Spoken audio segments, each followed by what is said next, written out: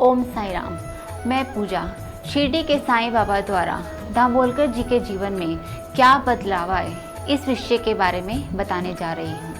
रोहिला की कथा में साईं बाबा ने हमें यह प्रेरणा दी कि अगर मानव समस्त प्राणियों को एक समान दृष्टि से देखे तो वह किसी का भी भला कर सकता है। रोहिला ने अल्लाह की बंदगी करके अपने अंदर के गुणों को सम्मानित किया।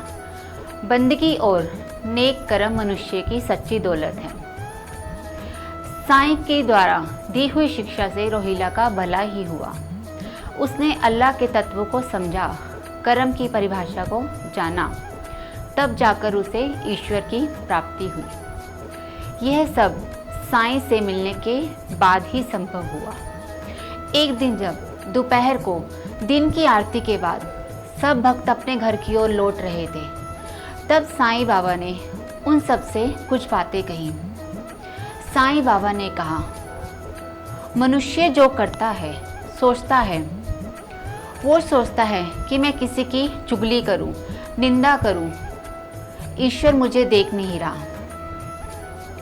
उन्होंने इस विचारधारा को अपने आप को आधार मानकर कहा कि तुम जो कहते हो, तुम जो करते हो, उसका ज्ञान मुझे पहले से ही ज्ञात होता है।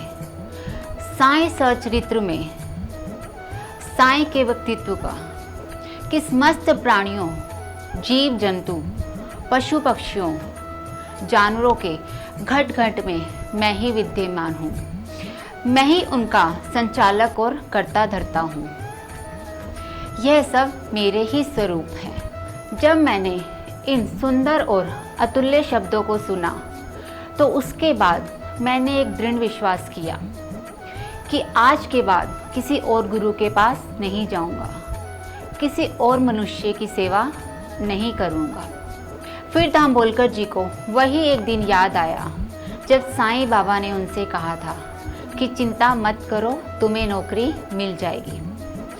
साईं बाबा के यही वचन उनके मस्तिष्क में प्रहार कर रहे थे। उसके उपरांत उन्हें एक अल्पकाल तक नौकरी मिली। दामोलकर जी ने इसके बाद से जीवन भर साईं जी की भक्ति की, उनके चरणों में ही अपना जीवन बिताया। इसके अलावा उन्हें कुछ और अच्छा नहीं लगता था। दामोलकर जी ने अपने विचार द्वारा हम मनुष्य को यह भी संदेशा दिया कि मनुष्य अगर आलस्य और निद्रा को त्याग दे तो वह मनुष्य की प्राप्ति कर सकता है। साईं में निष्ठा और आस्था रखे। साईं का श्रवण करने से मोक्ष के द्वार खुल जाते हैं। जिस प्रकार एक लोभी व्यक्ति अपने छुपाए हुए धन के प्रति चिंतित रहता है, उसी प्रकार मनुष्य को भी ईश्वर के प्रति निष्ठावान होना चाहिए। ओम श्री अनंत कोटि ब्राह्मण नायक राजाधिराज योगी राज परब्रह्मा श्री सच्चिदानंद सद्गुरु साईनाथ महाराज की जय। सबका मालिक एक। ओम साई राम।